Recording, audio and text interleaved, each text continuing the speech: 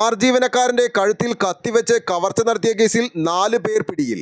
ഇടുക്കി സ്വദേശി വിപിൻ ബിജു, ആലുവ സ്വദേശി ജിനോയ് ജേക്കബ്, തൃശൂർ സ്വദേശി അലീഫ്, ആലപ്പുഴ സ്വദേശി മുഹമ്മദ് ഫൈസൽ എന്നിവരെയാണ് ആലുവ പോലീസ് പിടികൂടിയത്. 16-ാം തീയതി പുലർച്ചെ 2 മണിയോടെയാണ് സംഭവം. കണ്ണൂരിലെ വീട്ടിൽ നിന്നും ആലുവ റെയിൽവേ സ്റ്റേഷനിൽ തീവണ്ടി ഇറങ്ങി താമസ സ്ഥലത്തേക്ക് പോവുകയായിരുന്നു ശ്രീജേഷ്.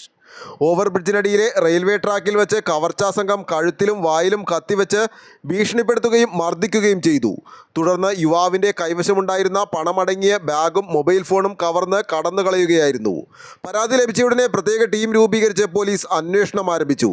നിരവധി CCTV ക്യാമറകൾ പരിശോധിച്ചു. മണപ്പുറം ഭാഗം കേന്ദ്രീകരിച്ച് നടത്തിയ അന്വേഷണത്തിനൊടുവിലാണ് പ്രതികളെ തിരിച്ചറിഞ്ഞ് അറസ്റ്റ് ചെയ്തത്. വിപിൻ ബിജുവിനെതിരെ മുളന്തുരുത്തി, എറണാകുളം നോർത്ത്, ചോറ്റാനിക്കര, കുന്നംകുളം എന്നീ സ്റ്റേഷനുകളിൽ കേസുകളുണ്ട്. ജിനോയ് ജേക്കബിന് എറണാകുളം സൗത്ത്, സെൻട്രൽ, അരൂർ, കണ്ണമാലി, മരട്, ഷൊർണൂർ സ്റ്റേഷനുകളിലും കേസുകളുണ്ട്. ആലിഫിനെതിരെ വെള്ളിക്കുളങ്ങര, പാലാരിവട്ടം, സെൻട്രൽ എന്നീ സ്റ്റേഷനുകളിലും മുഹമ്മദ് ഫൈസലിന് ഷൊർണൂർ സ്റ്റേഷനിലും കേസുകളുണ്ട്. കവർച്ച നടത്തിയ ഫോൺ കണ്ടെടുത്തു.